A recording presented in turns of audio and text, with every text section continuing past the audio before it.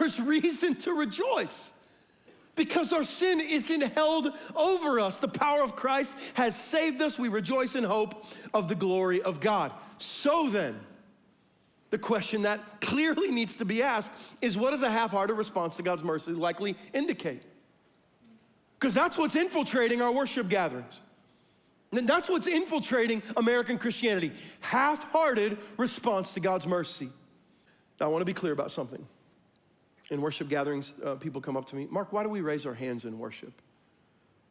And I'll say, well, not everyone raises their hand, but I can share why I do.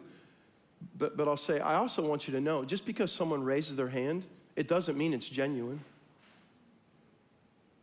Outward expression can just be an atmosphere thing, unfortunately. But I'll tell you, when I raise my hands, I'm raising my hands to a king and a dad that I'm crying out to. I raise my hands in like a child that's saying, Dad, like I have nowhere to go but you. I raise my hands when I'm enamored by his holiness.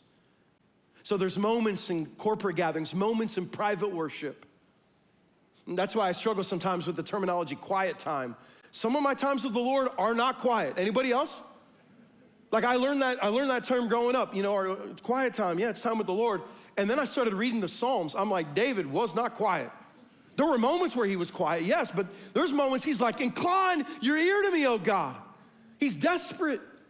And so the response of those who receive his mercy, listen, what does a half-hearted response indicate?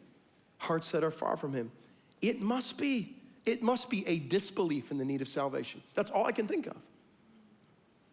I don't need you, God. I'm doing pretty good, God, on my own. Look at my resume from the past week. I've served, I've loved, I've cared, I've pursued, I've done the church things. I've been my attendance record is strong, God. And so that lack of need of mercy creates in us a half-hearted response. But when you know you need his mercy, when you know you've received his mercy, I'm not saying your joy needs to look like mine, but there is rejoicing, isn't there, church?